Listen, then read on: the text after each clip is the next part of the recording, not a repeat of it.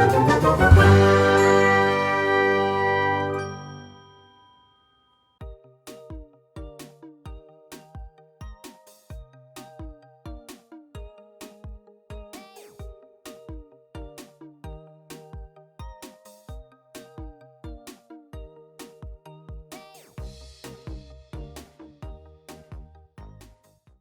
guys, it's Fana, and welcome to our lair.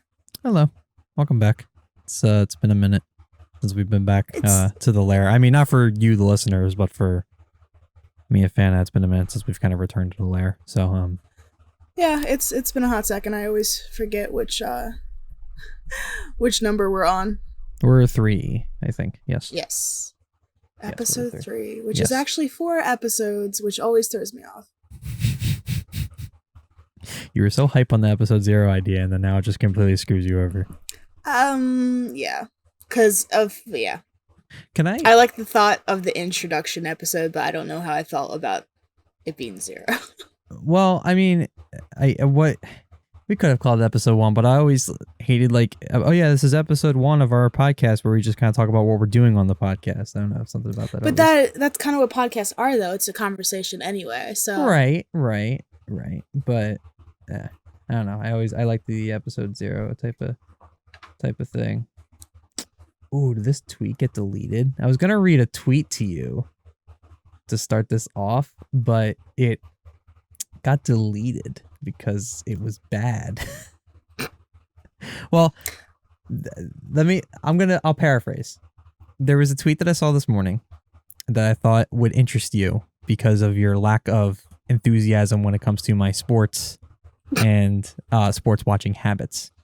Yeah, it's non-existent. This, what I believe a woman said was she thought it was weird that guys cheer on other men to bring glory to their family instead of actually going out and doing it themselves. Referencing men watching sports, which is mostly men. What are your thoughts on this? I don't have thoughts. No thoughts? I'm trying to... And by the way, I'm not saying glory. That's the term she used. See, my problem is I see nothing wrong with men cheering on men. Right. That was the weird part of this. You're cheering on your friend. No, well, you're not your friends. No, I don't know any of these players. But okay. Well, one, I have a problem with the whole men can't cheer men on because men are allowed to have emotions. But also, I show emotions. Yeah, I know, right?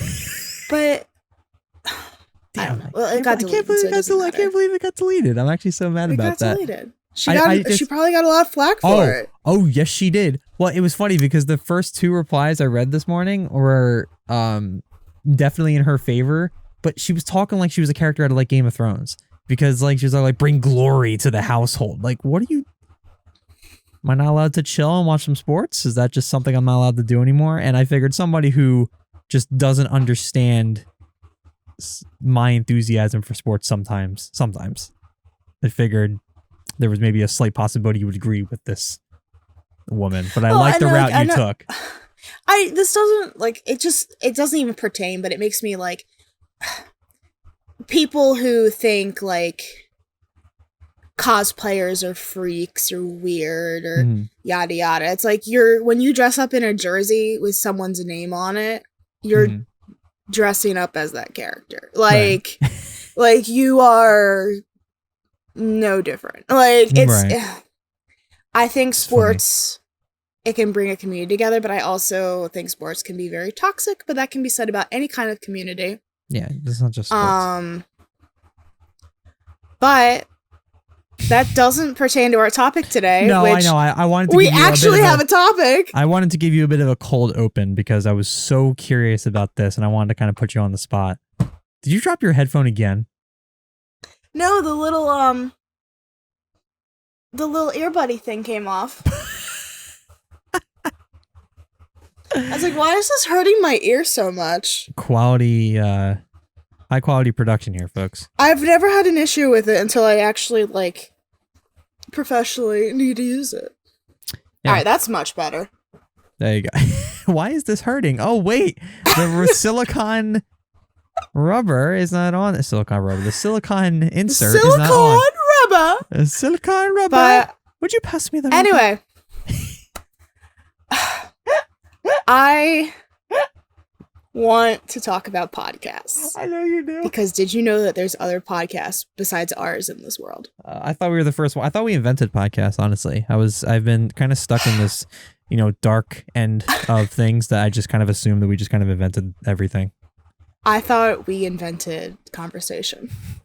By the way, so real quick note on just podcasts in general is one of my favorite tweets I've ever seen was there was somebody who said, this is how far like Gen Z, and even though I think we're technically Gen Z, I think like yeah, something like that. Like the 2000s babies just don't understand what came before, like instant on demand entertainment, because there was a tweet something along the lines, why can't they just make like talk shows that maybe play music but like 24/7?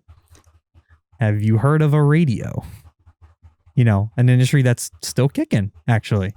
Well, and it's funny because when I talk to older people, the elderly, they have no idea what a podcast is, and I just say it's like a digital radio show, and that like completely covers it for them.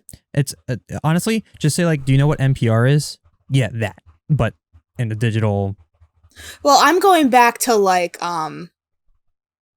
not the Phantom Menace. What was it called? There was a You just annoyed a whole section of people. No, I know. I knew it was wrong when I said it. I said, I know it's not blank. There was like a mystery radio show. Wasn't it called like The Phantom or something? A mystery radio show? Like way back then, are we talking? Yeah. Like same era of like when War of the Worlds came out. Oh God! I mean, World of Worlds. Like when radio shows, like we tune in at this time for this adventure. Yeah. I mean, the only ones that I really know about were like Gunsmoke and yeah. It started with a D. It was another like mystery, like kind of noir type show. We did a whole like unit on this in my one college class, in my one like audio class. It was fun. It was it wasn't not Damsel. Did the Twilight Zone start as a radio show, or was that always a TV show? That's a great question. I can check. Let me check real quick because I'm definitely curious. I mean, I never started watching it, honestly, and this is gonna make me sound so terrible. I never started watching it until it was like on Netflix. Like, and even then I'm still not watching it as much as I would honestly have liked to. Started. But yeah, when I talk to older people and I say what a podcast is. There is radio work involved with it. I'm gonna find what this old radio show is called because now I just can't remember. Gunsmoke, suspense. No. I will find this. See, and I'm trying to find like that old timey one, and I cannot. Well, they're all old. Well, there's a million of them. The Shadow. The Shadow. Yep, that's right. You got it. I was close with the Phantom. I was close. I got mine. Dragnet. It was a mystery show. We don't know what we did it. We don't know what we're talking about. We didn't prepare, obviously. Which is why we're talking about podcasts. Things we do know about and try to listen to often. Fana is a much bigger listener to podcasts than I am, simply because her job and her commute allows her to do so. Mine does not. Very true. Because I have to listen to what I'm doing for a living, especially now. And so listening to other people talk while I'm trying to hear corporate talking heads talk is not necessarily a good combination for what I do for a living. Well, and I didn't start listening to podcasts until I didn't start listening to podcasts until sophomore year in college. Mm-hmm. So And I guess that kind of jumps right into it because I remember the first podcast I ever listened to was the Adventure Zone, which is a D&D fantasy podcast. And that you continuously obsess over to this day. Well, because I had seen fan art for it for years, and I didn't play D&D. I didn't know anything about it. I knew... You tried to play I did D&D. know about it. I did know about D&D. I just was never part of that community. And so I was really not scared, but hesitant to start on the podcast. Yeah. But I did, and I fell in love with it. And I remember that it was sophomore year because I remember that I would be sitting on, it was the first year that my roommate and I started living together. And I would just sit on my bed and just listen to it at all times. Right. And I am actually all caught up with it. The Adventure Zone that people normally think of is the first arc, which is Balance. Right. And I listened to Amnesty and really loved Amnesty, and now we're in Graduation, and I'm really enjoying Graduation. And it's just like, I absolutely 100% believe that I'm trying to remember the arc's name, sorry. Amnesty is one of the best storytelling media that I have ever experienced in forever. Yeah. I adore it so much. And especially to think of, for people who don't know D&D, there's the DM or GM, which is Game Master, Dungeon Master, who has a storyline, but the players can completely throw that out the window. You can find 10 million different memes of that happening. If I can chime in on a campaign that we were doing over Discord one time with our good friend David. He was running a campaign for the first time, a small one because he wanted to try DMing for the first time, right? So we did. It ended abruptly just because time got in the way of everybody. But we did, I think, like 4 or 5 sessions, maybe a little less than that, and pretty long sessions. And we never at any point during those sessions got on the main quest ever. We literally. No. I want to find this meme so bad. There was a meme, like, remember the meme of the I don't know what anime it's from, the guy looking at the butterfly saying, "Oh, yeah." So it was there was like the main quest? Yeah, it was literally like a bunch of orcs that are being held captive. Is this the main quest? Even though they were just like a side mission. We spent 2 sessions on that, trying to figure out like how to free them from some like Overlord race. I don't know much about D&D just to be transparent. That's why I was so in love with this, because it was so, like, for Taz or the Adventure Zone, it was so goofy and ridiculous and like dick jokes all over the place. And then it somehow turned into the most heart-wrenching, powerful thing. Right. And like, I don't know how the GM took the chaos into this beautiful, beautiful story. Yeah. And he made so much amazing music for it too. And it's just, and like, I love it. I love it so much. But that's what really got me in the podcasts. And I guess I'm going to kind of continue a little bit, because from starting listening to Taz, I started listening to, they're called the McElroy families, who have been podcasting for years and years and years. And it's 3 brothers and their dad.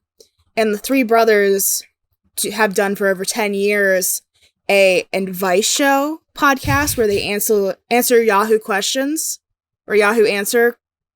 And which is so awesome, because Yahoo Answers is one thing of the internet that just refuses to die for whatever reason.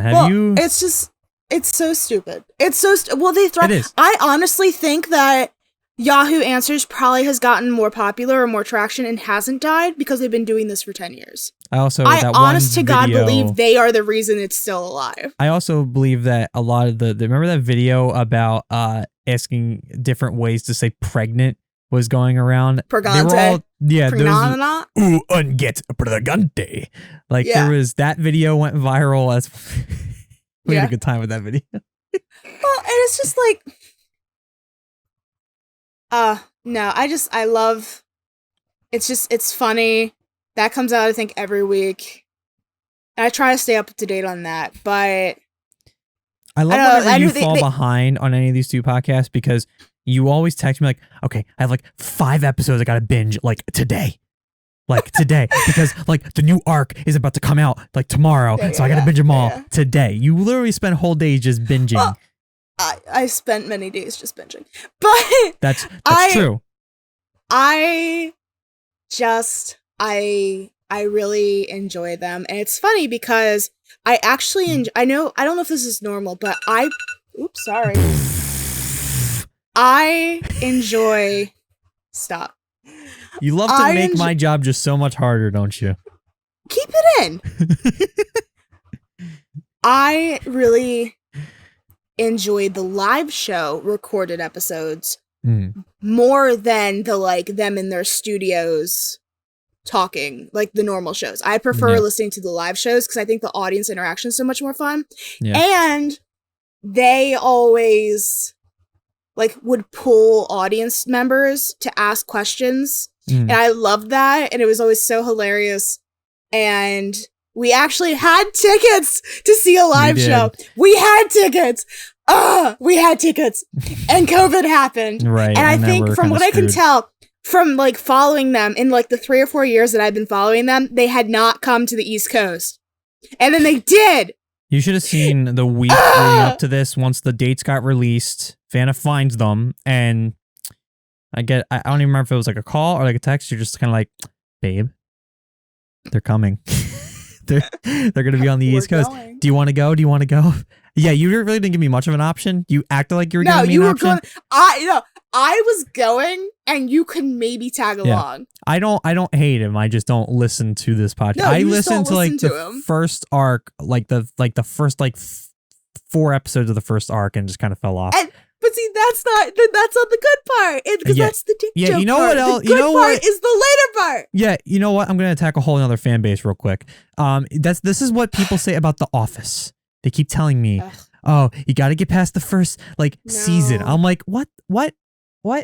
Like I understand that happens, but it's like when I'm just like, okay, I like Dry Humor at times, but I just didn't like theirs, and it was like you got to get past the first season. I'm like, well, what's the point? I'll just skip to season 2 then. And then like, no, there's story elements that you got to follow through. Like, oh God, but that's gonna be so boring. Like I don't know. Anyway, but so I just got today my refund from the tickets. Those tickets weren't cheap either. I know. I paid for yours. Yeah, I know. You paid for mine because back then I was broke. I'm still kind of broke, but I'm less broke than I was. Plus, I was okay with like, it wasn't even a gift for you. I just wanted you to come with me. Yeah, I was actually excited too. I know I would have had a good time. I just like live shows, period. Like that's like my element. So being there would have been fun. I'm cool sharing this because I know it's not going to happen. Like, I always said that I never wanted a public proposal. But, like, it's so funny because I was like, I don't want a public proposal. I don't like the whole Jumbotron type thing, like, makes me bleh. The only way I would ever want any kind of public proposal was if, like, we went to a live show and, like, you had coordinated with them in some way. And, just like, check you it came off up for the audience. That you're so confident that's not going to happen. Even though the show is going to be rescheduled, and they said this already. No, they did say it was going to be rescheduled, and then for months and months and months, and then they're like, "You're getting your ticket money back." Anyway, you coming up for an audience question, and then the question was, "Would you marry me?" And that was like so out there and so crazy, and I did not think that was going to happen last April. I mean, you're funny. Not put that pressure on you, but I was a little late there, honey.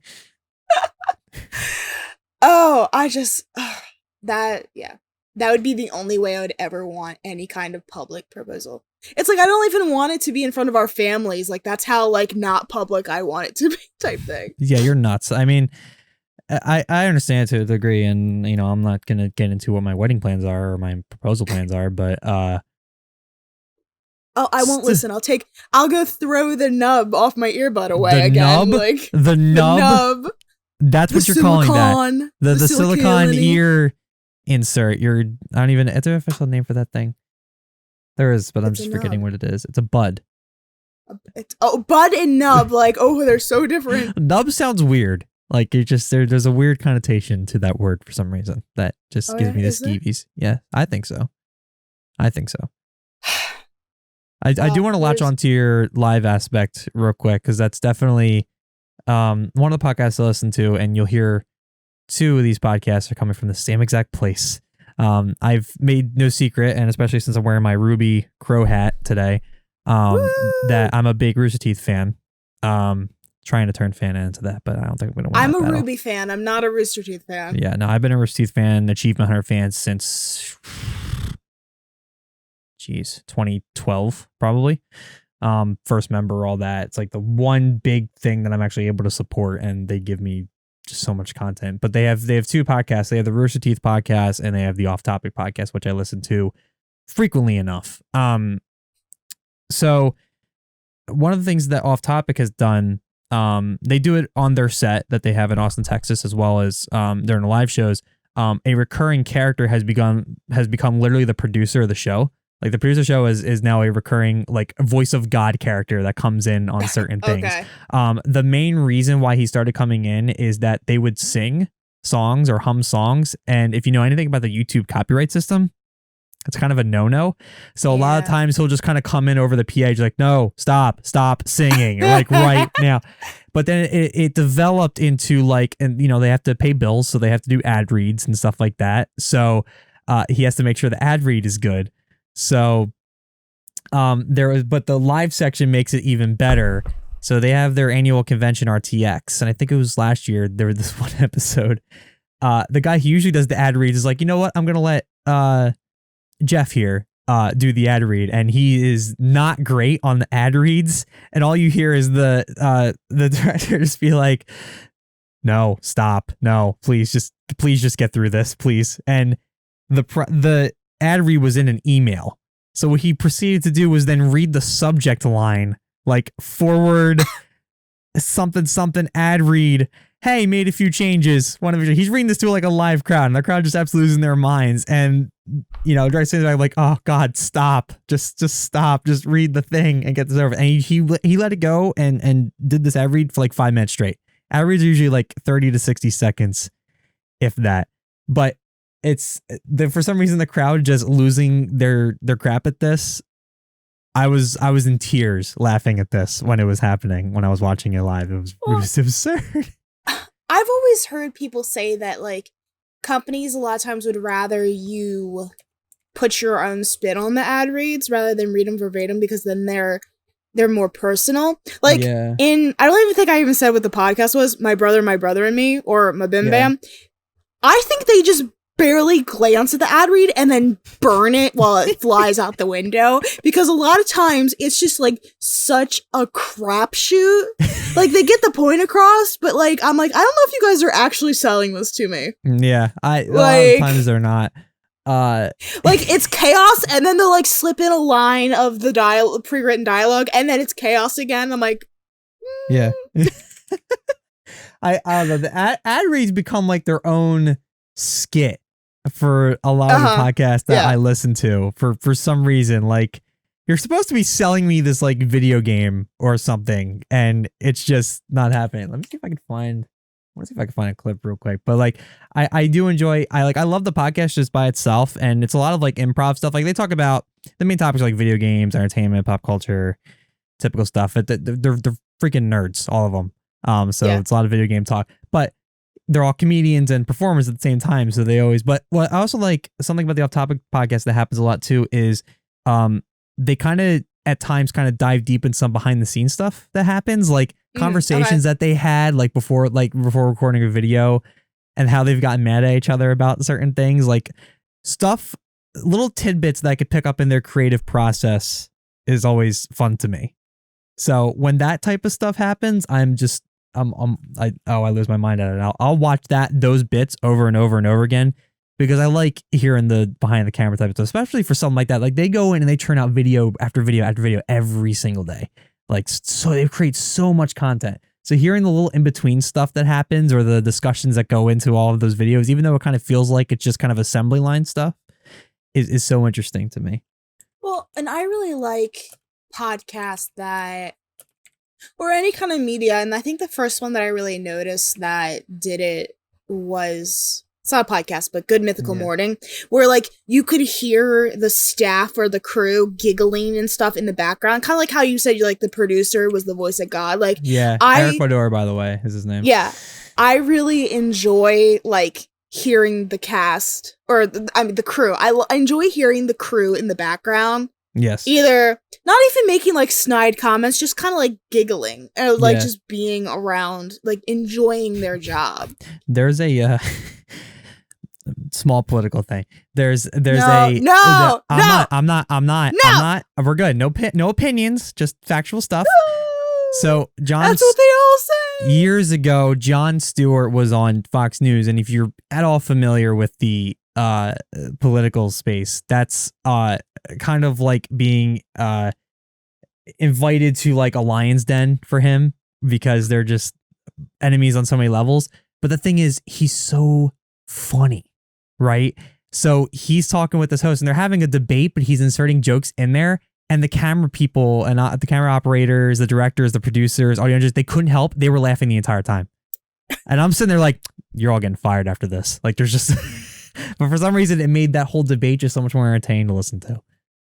Well, it makes it more human. It makes it does. Less, like the ad read thing, like it makes it more genuine in them. And it's not like, I'd much rather have like cameramen giggling and having fun rather than like scripted teleprompter jokes type thing. Right. Or a laugh track. Ooh. Yeah. Oh, laugh tracks. That's a whole debate in of itself, I feel like. By the way, I think the episode that I was referring to with the ad read was from Off Topic 174. Yeah, that's what it was. So it was a live one. It was just last year. So very good episode. I highly recommend. So I had to find that because I can't remember what the episode number was. But yeah, I like the live aspect. I would definitely attend a podcast live type thing. Some I would. I don't. Some I don't think I would enjoy the atmosphere. I think it depends on how much they interact with the audience. And I mean, a lot of the ones I listen to for the live show they do, they definitely interact with the audience. I also think, like, especially for like the Rooster Teeth, how insane that community is. Like, just the people being there and being in that crowd of just, because if you're going RTX, you're probably a diehard, right? Like you're probably a diehard fan. Just seeing the people up on stage, I think, is enough to kind of create a really cool, entertaining atmosphere for like an hour or two. Honestly, that's what I feel anyway. That's how you feel. That's how I feel. That's my opinion. That's how I feel. And that's how I feel. I mean, I've never been to RTX. We will one day. You're going. So after my Mabim Bam live show. Yeah. I mean, we're gonna have to fly for we would have to fly for RTX because we probably have to head to Austin, Texas. So that'll happen. That'll be the Gremlins Lair's first vlog that we post. Oh yeah. Okay. Yeah. Okay. By that time, we'll have a plushie of Grumble that will pin to our shoulders. We really got to figure out this plushie thing. I'm at the point where I don't even want to wait until we get the following. I just want the plushie now. Like, I think it just needs to exist. There are companies that will make a plushie based off of drawing. Yeah, I know. I'm not saying it was never like impossible. I'm just saying, like, you know, usually, you know, for an up and coming podcast like ours, you typically wait until you have a following before you start making those things and selling those things. Making merch, But at this point, I'm selfish and want one of these. So, like, you know, for my own side, I got to put it like in my shelf somewhere behind your shrine. Like, you know what? I should move the punching bag that I have here and still have it located somewhere that I can still hit it when I'm annoyed at a client. But I should just sit him right here. Sorry. So I think Grumble will live right here once I get the plushie. Once you get a hold of him. That's what I think anyway. Once I get we are bad with these pronouns. You just scolded me and then just you deserved every bit of that. It was your fault. You deserved every bit of that. All right, I'm changing to a new podcast. Go for it. Go. Go talk about your podcast. Are you ready to rant yet? Because I know you have one. I've been ranting. You're saving up. I know. Well, because I have a list. I have my list right here. Because I think it goes into the whole like cameramen, producers chatting is a lot of YouTube camera people, camera like our YouTube podcasts, which I do listen to quite a few. I listen to Simply Podlogical, which is Ben and Christine from Simply Nailogical, which it was funny. They would have like mom and dad logical segments during her normal videos, and what I can tell is people enjoyed that so much that they wanted a whole podcast of just the two of them talking, which I usually do enjoy that one quite a bit. Sometimes they get a little not preachy. Preachy's not the right word. But sometimes I'm like, I don't need to listen to this one. It's not as fun anymore. Right. Too little too talky. A little too talky. They've been together for I think 9 years. 9 years?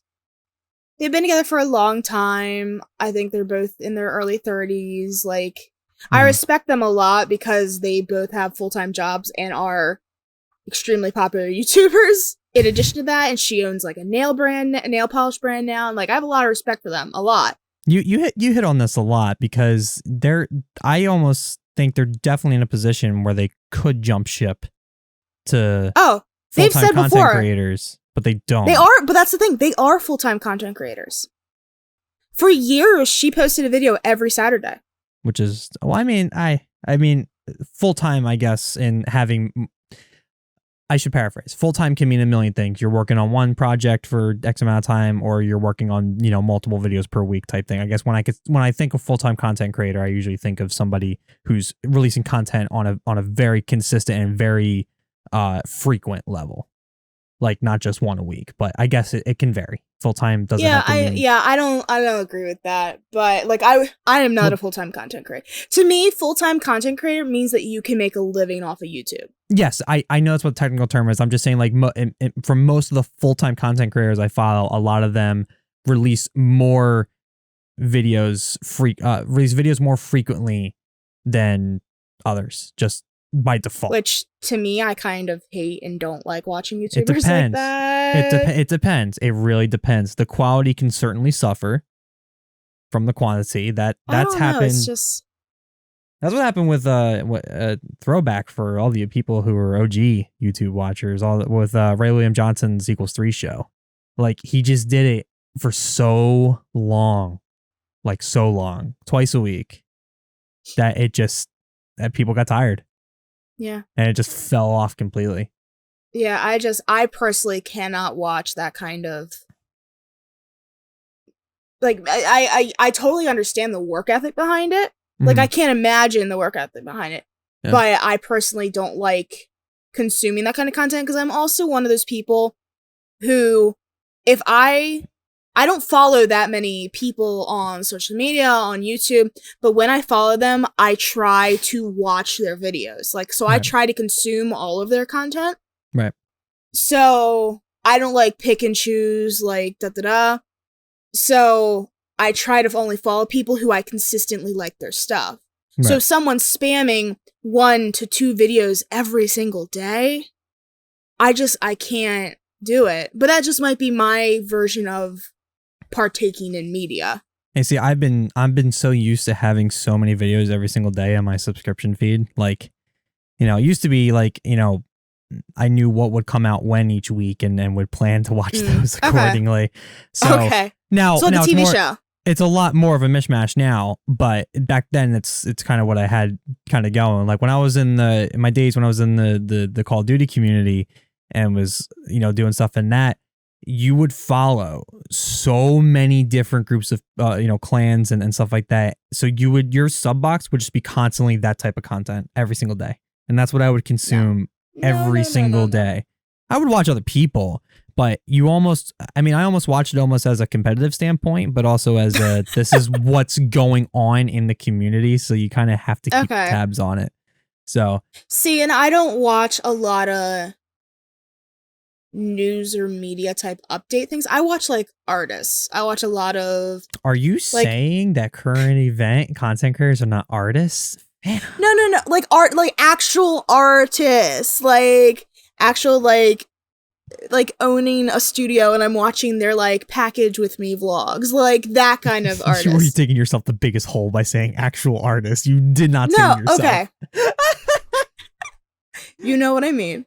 Yes. I can pretend that I don't and just make you the bad guy. A visual artist, if you will. Does that help? Just an artist. Just say it's another content creator. It's just an artist. I prefer these types of content creators who make original artworks. That's all you had to say. But an original artwork could be composing the music. This podcast is original artwork. What are you talking about? Yikes. Physical Fana doesn't respect a lot of your art, guys. That's not true. Please do not say that. But she recognizes art. I'm just trying to mess with her. Yes, you're succeeding. Oh, and she's mad at me now. Look at her face. It will pass in a couple of days. It'll pass. Continue talking. Anyway, so Simply Podlogical. This is actual controversy, I guess. So, the Try Guys, I do like most of their content. I don't listen to their podcast because I find them a little overwhelming at times. But I watch the Try Wives. In what way? It's too much. Like their personalities are too much. Good morning, YouTube. Do you hate those types of intros? Usually, yeah, but I don't know what you're referencing right now. That was Jake Paul every single vlog that he did. Don't. No, stop. So I don't listen to the Tripod. I do listen to the Try Wives, which is their significant others podcast. And I really enjoy that. That's called You Can Sit With Us, I think. I like that. And then one of the Try Guides, Ned, and his wife Ariel started one called Baby Steps, which is she's 8 months pregnant. They have a toddler, talking about that kind of stuff. But the thing is, I still don't really like Ned in it. I listen more for her because he'll make a really ridiculous. So you don't like the Try Guys. You like the Try Wives. I do. No, I like the Try Guys. That's the thing. I do like the Try Guys. But you're hating. I'm not hating on it. I like their conversations, but I don't think I would like just the Try Guys talking more because I feel. Ooh, I just got really bad static. Ooh, that hurt. Technical difficulty. Sorry, everybody. I don't know. I feel like I need to restart this because it does sound like I hate the Try Guys, and I don't. No, you don't. You're fine. Keep going. But I don't know. I really enjoy the spouses, and maybe it's because I see so much of the Try Guys that I don't want to listen to a podcast with them. You want a breath of fresh air. So let me go to the women. Oh yeah, I want to know more about the wives. I don't want to know about the like ridiculous stunts that the guys do, as fun as they are. I would rather listen. What did they just talk about? I don't know. I literally just listened to an episode. I want to, while you're thinking about that, I want to share a podcast I don't listen to as often as I feel like I should, because it's definitely something that I feel like I'd be interested in. So similar to the Try Wives, there is the Real Housewives of Twitch, which I mentioned to you before. No. It's the significant others of some of the biggest Twitch streamers and video game players out there, and they apparently have a pretty consistent podcast. A lot of them are Twitch streamers themselves. So, but they just so happen to be the significant others of bigger Twitch streamers. So XQC and Shroud, two of the biggest streamers. I just feel like that's an awesome dynamic that I never really even thought about. Like, because like I said, a lot of them stream by themselves too. Yeah, you're not going to be. I think like Mizkif and Tyler One, for anybody, if that rings a bell for anybody, like a lot of the big like over the top streamers, apparently their significant others have a consistent podcast now they do, which I think is fun. Sounds like a cool idea. So I just want to kind of mention that because that's kind of what that podcast reminds me of, the Try Wives podcast. So I don't know. Are you done talking about the Try Wives, or did you think about? I guess, yeah. I don't know. And then I guess my last YouTuber one is not even around anymore, which is Sierra Unfiltered, which was Sierra Schultze. I don't know her. And, huh? I don't know her for some reason. Should I know who she is? She's the one with the PCOS. She's pregnant now. That's right. Yes, she's pregnant. That's right. I connect a lot with her. Like also having PCOS and also being plus size and being a Christian, and I just really, really enjoy her content. She had a podcast, which I think it's her childhood best friend and also her producer, Skylar. But Skylar decided, I think about a year ago, to completely go off of social media because she just had her baby, and I think the reason was she didn't really want to raise her child in a world that was going to scrutinize them because they were pseudo-famous, like pseudo-internet famous. So she completely like put her Instagram on private and she stopped the podcast. And I think Sierra said at one point that like it might come back in some form, but that hasn't happened yet. But I did really enjoy that content as well. And that's my last of YouTuber podcast. Right, which, like, I enjoy, but then also it's like, your podcast is successful because you have a successful platform. Sure. Well, and I know that the only reason that the Gremlin Lair is doing as well as it's doing is probably because of my little following joining us, too.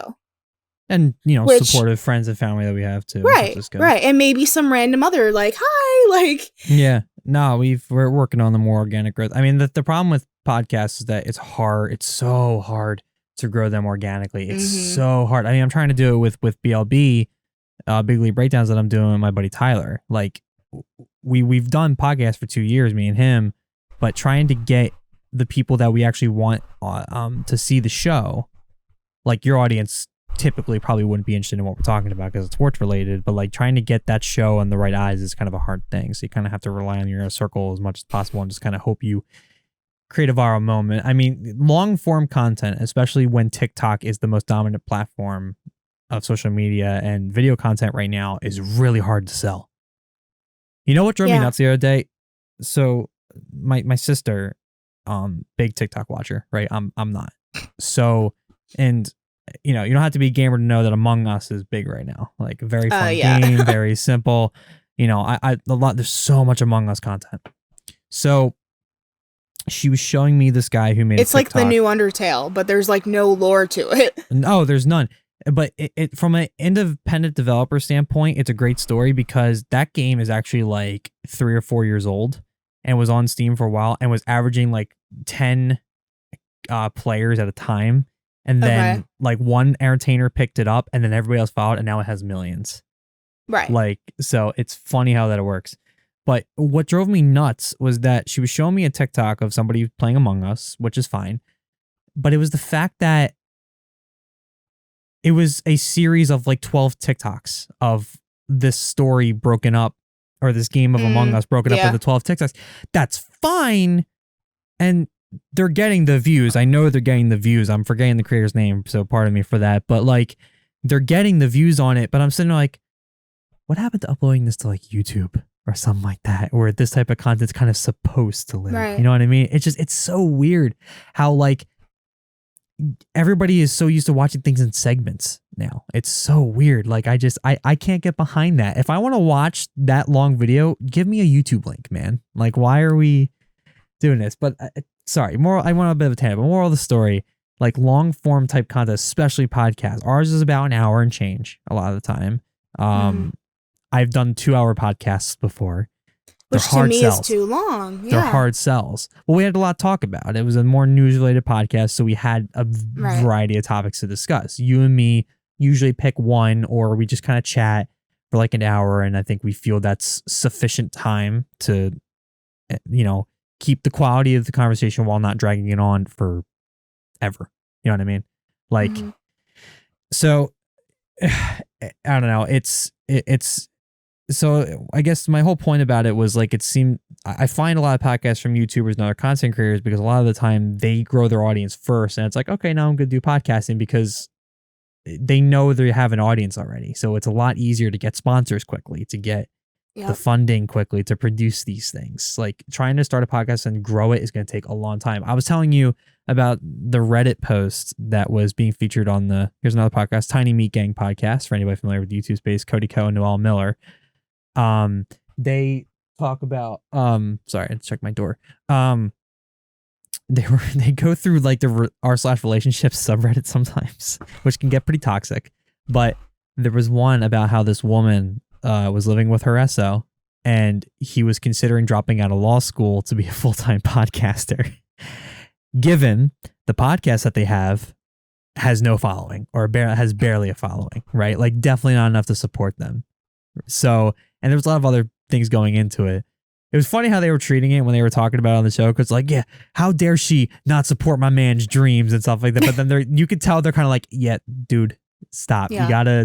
You cannot drop all your stuff for that type of thing. Well, it's part of that, like, do I go for my dreams and I work towards my dreams, or do I stay in a job that I hate? It's like, well, you do both. You stay in the job that you hate so that you get money and you can support yourself, because what's going to happen if your business fails because you didn't put the backing behind it? Because then you're right back at your job that you hate. It's like there's a balance of, I don't know if someone should completely quit. And like, there are people who succeed. Yeah. There are, but I'm more of the more strategic, safer route. I think it's, I think it depends. I mean, there's a million different types of situations you can find yourself in. And, you know, I look at somebody I've been obsessed with lately. Well, the whole world's been obsessed with lately, and I've been talking to Fana about it, was Corpse Husband. He did a Q&A that I found like a year or 2 years ago or something like that. He did like an hour and a half long like Q&A type thing. I listened to it while I was on a job, like just kind of driving around.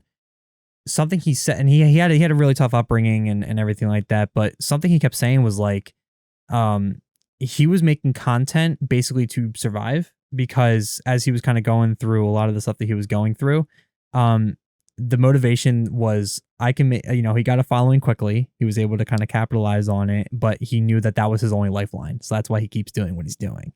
So there's those types of situations too that exist. But if you're going to school or going to like law school, like unless you can mathematically, financially, sanely make a right decision, like something you're making is blowing up and you can capitalize on that for a good while, like a few years, yeah, you can make those types of decisions. But I feel like I agree with you that get as stable as possible with it. Like I know content creation of itself is not really stable, but you know, it's definitely something you got to look into.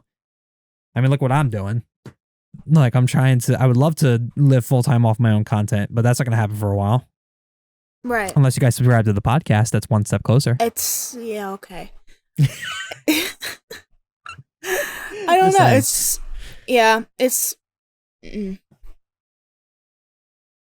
It's hard knock life, but I don't know.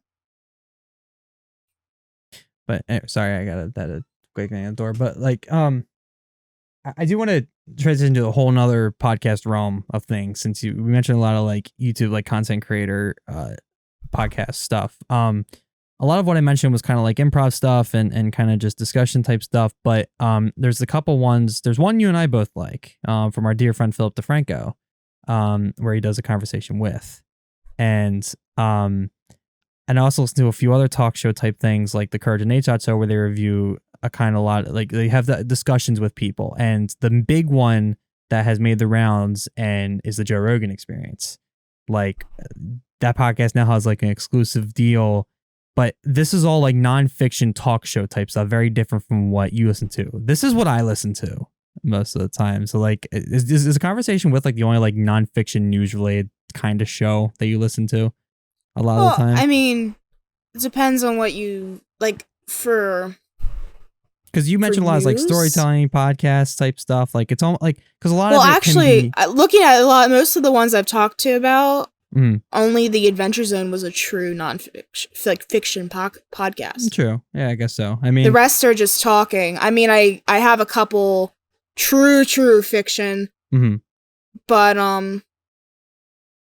no, I'd say most of the ones. But you typically don't like, I guess, news related type discussions. No, right? I don't. I don't. No, I don't. Like you still kind of fall in the realm of like artistic discussion and creative discussion. Yeah. Is that fair to say? I don't want to be. I don't want to be educated. I want to be entertained. That's fair. And I might be wrong, but it's just. I don't think there's a right or wrong there. I think it's a preference. Like, you know, a lot of people listen to podcasts to learn things. A lot of people listen to podcasts to be entertained. It really depends on what you're, I guess, in the mood for, or what you're into.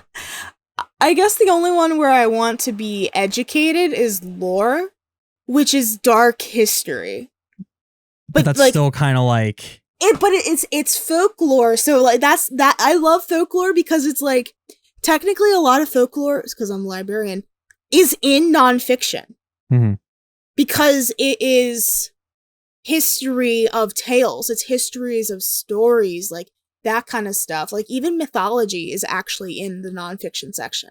I feel like I have to be like in the, I don't know, for some reason, like even though like I enjoy like I don't read into mythology as much as like you do. I mean, I barely read books, but like, so I guess it's like, I like the kind of on the spot type improv kind of content compared to the more organized stuff. The only one I will mention, like fiction related, that I definitely enjoyed for a while, but don't listen to nearly as frequently as I used to, was Welcome to Night Vale, which you on showed my list, me, yeah. Which is just I like this one just because of how unique it was. A radio show about a fictional town where everything just is weird and no one bats an eye at it type of nonsense. And I think the radio host dies like 30 times. Well, apparently there is a storyline there. I just haven't gotten far enough into it to find the story. Like, I know about the storylines from like the fan art and stuff, but I haven't listened to it far enough into it to know, to see how it all ties together. Mm-hmm. Yeah, but, I mean, I don't know. I mean, that's the only like fiction one let's do. Every other one is like content creators or people I respect in business or anything like that, just talking to other people or just having discussions about anything. Honestly, a lot of creative processes type deal. Like the other podcasts I really have, you know, the Courage and Shot show, which is like just like a talk show where two of my favorite content creators talk to other content creators. I did one with Mr. Beast a while ago that I thought was really cool because it kind of peeled back on Mr. Beast from a personal standpoint, which is really cool to hear. And what it confirmed for me, which is what kind of everybody already kind of knows, is that Mr. Beast really is the most wholesome guy ever. Yeah. And all the dude wants to do is just do YouTube and be nice to people. That's literally like his whole existence, which is, and give everything away. Right. And just give money away. So, you know, if you're, even if you're not interested to the two hosts, Courage and Nate Shy, who come from the gaming space, you know, hearing them talk to Mr. Beast and how smart he is, how nice he is, how creative he is definitely interesting to listen to. Highly recommend, even if you don't get into the full podcast. Just that episode is so good. Well, and I think part of like interviewee type podcasts, it's not a podcast, but I sometimes listen to Anthony Padilla as a podcast. The World of Blank. Or I thought it was like I spend a day with whatever. He does. I think that's more of, I spent a day with blank, and then the introduction is, can you tell me about it used to be Wondrous World, and I think he might the Wondrous World of like faceless YouTubers, the Wondrous World of like... It's not Wondrous anymore, it's just the world. Oh, okay. Probably because he's starting, like, his most recent video was about human trafficking survivors. Sheesh. So I think that's why he took the Wondrous out, because I think people started realizing how much more and more serious his interviewees were. Oh yeah. And I'll listen. I don't know. That doesn't fit into like podcasts, but I will sometimes listen to it as if it was a podcast. But it's like, long form content. You can turn that stuff into podcasts pretty easily. But like you showed me, Anthony Padilla has done so well since he left Smosh. I've actually been shocked at that. Not anything against him. I was never into Smosh, but like ever since he started doing this interview series, I was like, "Who is this man? I love him. I will." Yeah, he's me. I was like, "Oh, I will die for him." But you showed me the one thing that really respected, like from the serious ones that he does. The one I really respect to him is the one you showed me when he was talking with people who had multiple personalities. Oh, DID. Right, and the best moment of it, there's a point where one of the women he's talking to completely transitions in the middle of him asking a question, and the personality she changes into is from like a little kid, like a little shy kid, but he handled it so well. Like, I don't know, and maybe this is coming from a place of ignorance, but I'll be honest about, I don't know how I would have reacted in that situation. Like, if I was the interviewer, or if I was just in that type of discussion with a person. But he kind of, either he educated himself, or he just kind of knew, like, he's like, okay, take your time. Like, whatever, what do you need, kind of thing. Because it was obvious that this other personality was very uncomfortable with where they were at. And very young. Right. And very young. Like, I think it was like a 5-year-old, I think is what it was. I think it even in the interview, I'm sorry if I use the wrong terminology. The host is not the right word. The main personality was saying that how littles get taken advantage of because they don't know. It is a 5-year-old in a 20-something-year-old's body, and that same, like, you teach little kids not to tell strangers your names and stuff, like, so, like, they didn't say what the little's name was on screen, because usually in that, when she shifted, they would say, this is blank, but for the little, like, the name was redacted, because, like, she talked about how dangerous that is, and he respected that, and Again, I don't think it was a good moment to really show his true kind of character, like that. Yes. That any interviewer, I feel like, would struggle with those types of interviews. Like, that's not your typical, I'm just going to talk to this person and ask their opinion. This is somebody with a very, I guess medical condition is the right way to phrase it, right? I mean, like, something, I don't know. And regardless, I'm sorry if I offend, but, something that has a condition that, alters right in front of them. Like, it constantly changes, and the interviewer then has to kind of adapt on the fly to, one, make the person feel comfortable, whoever it is at that whatever point in time, and is going to have to probably change their questions up. Like, everything goes out the window. It seemed like so quick. And he talked to multiple people with this condition, and all the people that are associated within that one body. He handled them all just so perfectly. Like, you couldn't have asked for a better interviewer in those circumstances. It's funny seeing how much more serious they're getting. And, like, I've even seen, like, I thought he was great with the interviewees at the beginning, but, like, as he's even matured, I was like, I thought you were good at the beginning, but I even see how much he's matured now. And the tastefulness that he handles himself in these situations. I don't know if I could do in the moment like that, but I was thinking about him earlier because, I think that's how we started this whole tangent. Was he interviewed Mr. Beast, and he interviewed like super successful YouTubers, which were like Mr. Beast and PewDiePie and like that kind of stuff. Ryan Higa. But he did a faceless YouTuber one with Corpse Husband. Yeah, Corpse, and it was Swagger Souls. I love Swagger Souls. And Swagger Souls. There's a guy with a night mask. That's Swagger Souls. Oh, is it? Okay. Yeah, he's belongs with the Misfits group. He's hilarious. The only one I know, it was Corpse, and that was only because he plays with Mr. Beast in the gaming channel sometimes. That's the only reason I knew, because that's the only gaming YouTuber that I like kind of keep up with is Jacksepticeye. That's like the only one. Yeah. Jacksepticeye was the one who introduced Corpse to kind of everybody. That's kind of why he's been blown up lately. He's so proud of himself whenever he introduces somebody I to remember Corpse you showing me that video. He's so funny. He's just like, yeah, watch this. Right. Well, but also Jacksepticeye is one of those YouTubers that produces so much content that I can't keep up. So I'll like pop in whenever he hits a new like 1 million subscriber milestone. Like a milestone. I'll pop in, or if I'm like interested in a video game, I'll like see he will be the first playthrough person that I'll see if he has a video series on. You want to talk about how you cheated in your one video game class? Okay. It's kind of like, okay.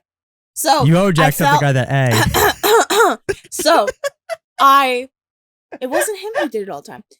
I have found that I enjoy like D&D. I love listening to the Adventure Zone. I tried playing 2 different campaigns for D&D. I couldn't get into it myself. That's like video games. I much prefer watching someone play a video game. I would rather sit on the couch with someone and watch them play a video game than play it myself. So, and in a video game class, by the way. Gamer. Wow. Wow. I don't know. Are you doing it? Are you a career gamer? I'm gone. That's it. Are you an actual artist? I am an artist. I'm an artist of murdering people in Rocket League. Yeah, okay. Diamond 1, baby. No, okay. So Bobby has a problem with the fact that instead of playing through a bunch of video games, I took a video games as literature class my last semester as a senior in college. We had to play through like multiple video games, and he was upset that I instead watched. I didn't like read a synopsis. I watched entire playthroughs of every single one of those video games. I'm not gonna. I actually partook in every. And if it was one of those games that like The Walking Dead has multiple endings, I made sure to watch all of the different choices and all of the different endings. So I did my research. And Bobby has a problem that I didn't actually play the games. Because you had an opportunity to play some really good games. Like BioShock was one of them. Like some reputable games. And you're just like, I'm just going to watch. I have no problem watching playthroughs. I watch playthroughs all the time. Like, Phase Jev does horror playthroughs, but he does them very rarely. So whenever he does it, it's a big deal.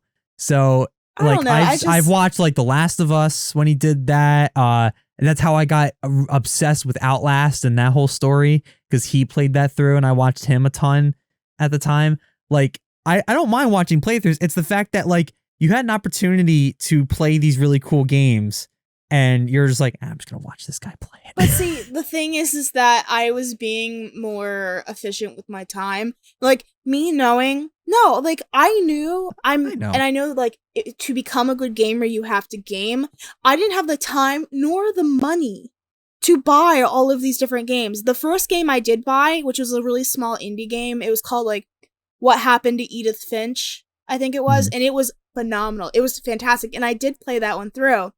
But I don't know, I watched them all. But you were talking about like, oh, I have to be good at a video game. No, it's not like we're talking about a multiplayer game here. You're talking about like games that you're running through the campaigns in. Like, no. I meant being good at it, meaning that I need to get it done in a timely fashion because I was trying to graduate. Like easy. No. No. There was like BioShock. There was like fighter video games that like I wouldn't have survived in. Oh, so I wish one of my classes. Sake. Efficiency.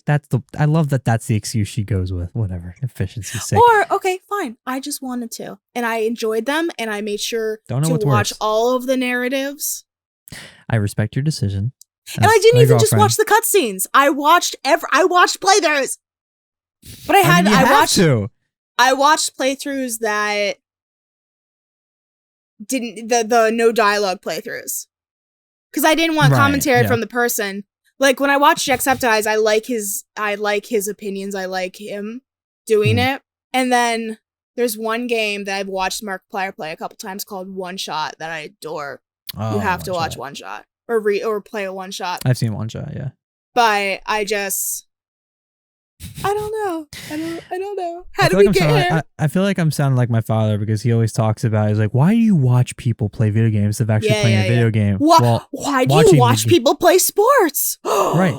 Oh yeah. No, I have this constantly with him. Like he is such a disbeliever in esports in that whole space. Yet I've been involved with it off and on since I was like 16. Mm-hmm. So like I'll never be able to convince him like that it's a big deal. And I keep telling him, like, dude, do you know how much money exists in that space now? Yeah. Like, it's $1 billion industry and growing. We're not even close to what it could be. That's because people are spending money on video games. Right.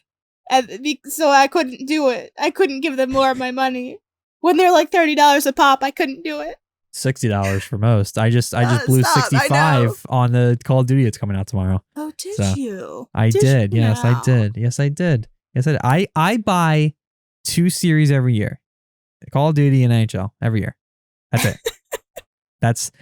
And then I Can't wait to pick up more campaign-based games, because the dream is when me and Fana here actually live together one day. One day is going to be so far away. After the live show of Mabim when you propose on stage. 100%. 100%. The dream is like, if I play a game on a couch, she can just kind of sit there and watch, because I totally believe she'll do it. Because I enjoy sitting and watching. Now, she doesn't like when I play multiplayer games, I've noticed, because I scream a lot and I get angry a lot. So you know what she did? Yeah, I like story-based game. Yeah, but she didn't. I have no shame in this. No shame. Should have seen is that while I'm competing for the gold, you decide to run away and go sit with my roommate and watch him play video games instead of me. So he would play the story-based. He would play the story. What's the big cowboy one? Red Dead Redemption. Yeah, I would watch him play Red Dead Redemption, and like he'll explain the storyline to me, and it was nice and chill. And sometimes the wolves or the bandits would try to kill you, and we would run away. Will did all the work. We would run away, and it was I loved that time, and I could still hear you screaming the apartment away. Boys, get your woman who doesn't cheat on you watching video games with another man. Like, no, I was like, why would I watch him crash his car around to hit a soccer ball or not do it very well when I could watch the story-based games with Will? Y'all hear this lack of support? I'm going to drop everything I'm doing currently, all the projects I have going on that are paying me, and I'm just going to be a Rocket League pro. What do you say to that? You go for it, honey. I will support us on my librarian salary. What a salary that is. We're rich. We're a rich couple. Okay. I've been waiting and waiting. Can I talk about this last podcast? Oh, yes. Is this finally where you're going to get really mad at things? Okay, go. Yes. Okay, as long as I'm getting mad at things. So... there's been a couple podcasts that I really want to get into, but it's one of those that, like, I see so much fan art and I see it so hyped up that I get scared. And one of them, this is actually one that I don't hear that much of, but for some reason was on my radar because I like science fiction. It's called Woof 359. And it's the only podcast I listen to that is purely like an old school radio drama in the way that it is 100% scripted. It is a basically an audiobook, but it is fantastic. I love this. Basically it used to be 3 crew members, and an AI who controls the space station, basically orbiting around a dwarf star. And since then, it's like shenanigans galore. There's a lot of... The main character gets hurt a lot. And it's just kind of... I really, really enjoy it. And something that I don't like. It doesn't have any good merch. It just doesn't. And I'm so upset. But I will make the merch. Because I actually have a watercolor. It's literally on the water. I sketched it. It's on the watercolor paper with the outline of a little painting I want to do of a really obscure part of the show. Just start designing their merch and see if they'll pick it up. They got to pick up eventually, right? Well, I was even on Redbubble. I was like, tell me someone has made cute stickers. And I did not see anything that I fell in love with. I've seen some really great... I see a lot of like character designs, which are really, really cool to see. But like, I haven't seen a terrible lot of like merch that I can't live without. But yes, that is my big thing right now. I'm on episode I don't even know, but it's been my marathon show. It's been the show that you'll binge on any given day if you have a backlog of episodes. Well, and poor Bobby has to hear me rant. I'm like, okay, I gotta talk about this. And he has no idea what's going on. And I just... I try my... Like, look, I don't mind when... I love when she's talking about something she enjoys. I love that.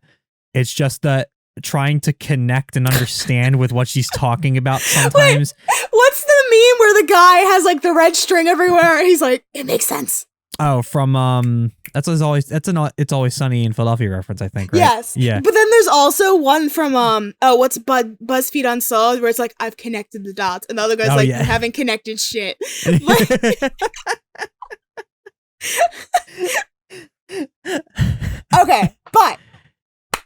Yes, please, please talk about this character, please. I'm waiting.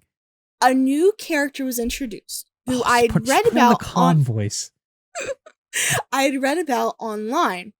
And I will preface, my family has always made fun of me because I always had a very large vocabulary because I read a lot, but I never knew how to pronounce things because I was reading them all. So I would always read like science fiction novels and or fantasy novels with like the $10 names, Lord of the Rings is king of doing that. And I wouldn't know how to pronounce the character's name. I would just memorize what it looked like. Mm-hmm. Anyway, there was a character in Wolf 359 that I saw, and in my head I was like, oh, this is pronounced this way. And then his name, when he was introduced, was not pronounced the way in my head, so therefore it was wrong.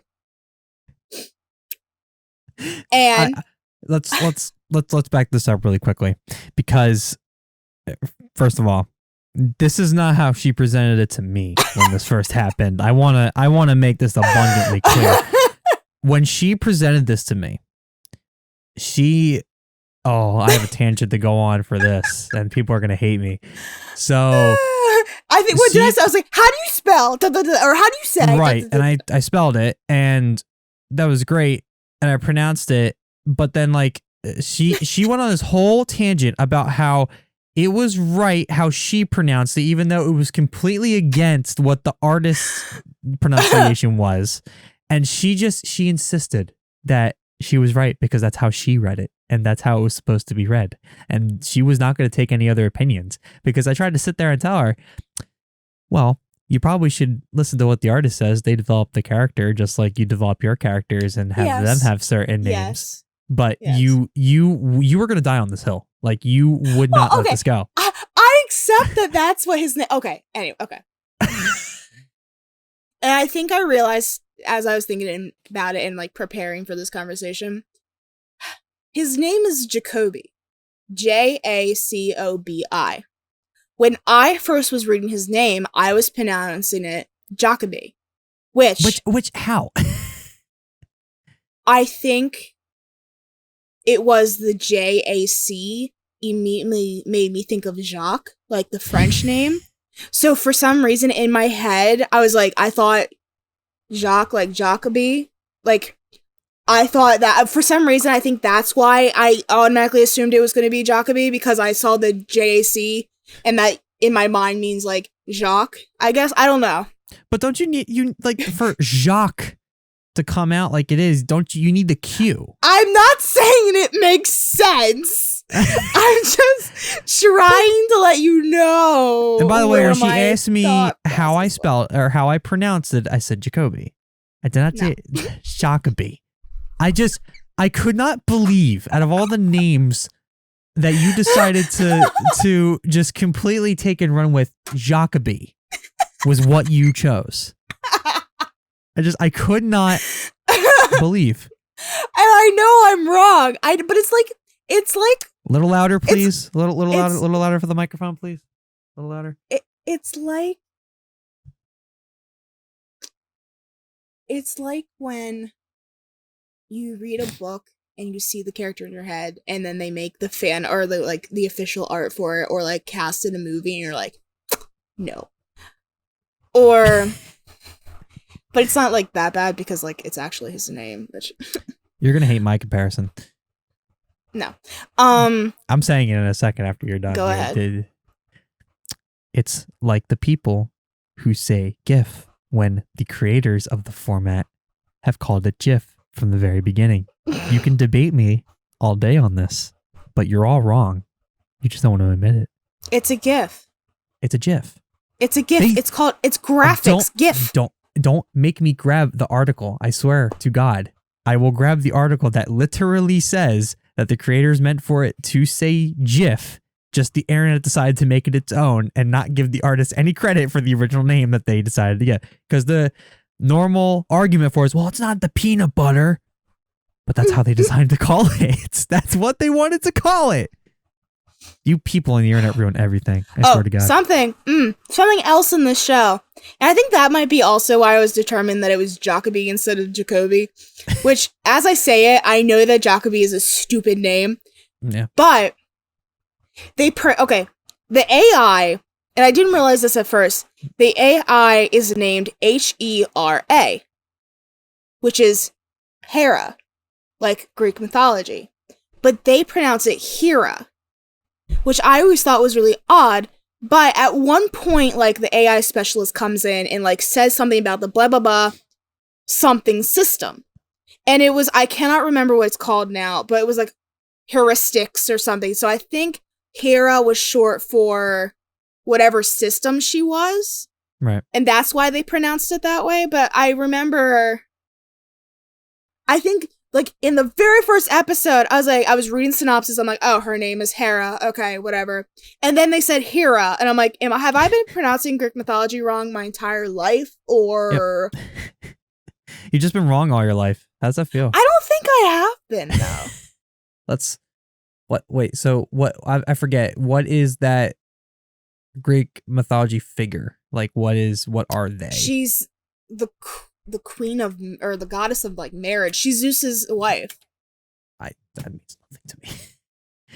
I always know who Zeus is, but these pronunciation things do not help me. Hold on. Hold on. I want to look up what the pronunciation is. Let's find out. We're gonna find out right here on the show. Merriam-Webster. Do we trust Merriam-Webster? We do. Hera.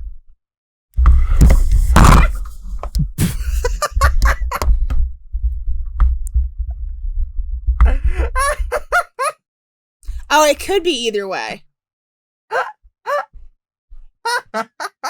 Because I was just listening to it and it said Hera or Hera. Either way works. What are you laughing at?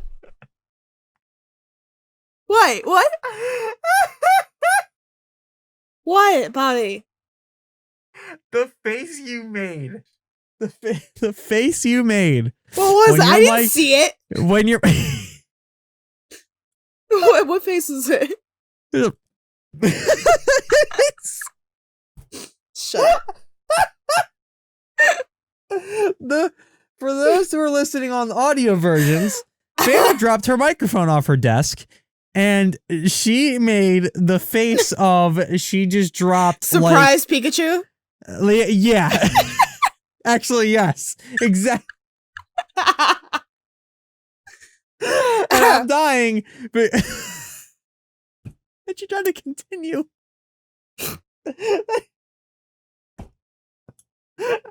Well, on that note, thank you for coming to the Gremlin's Lair.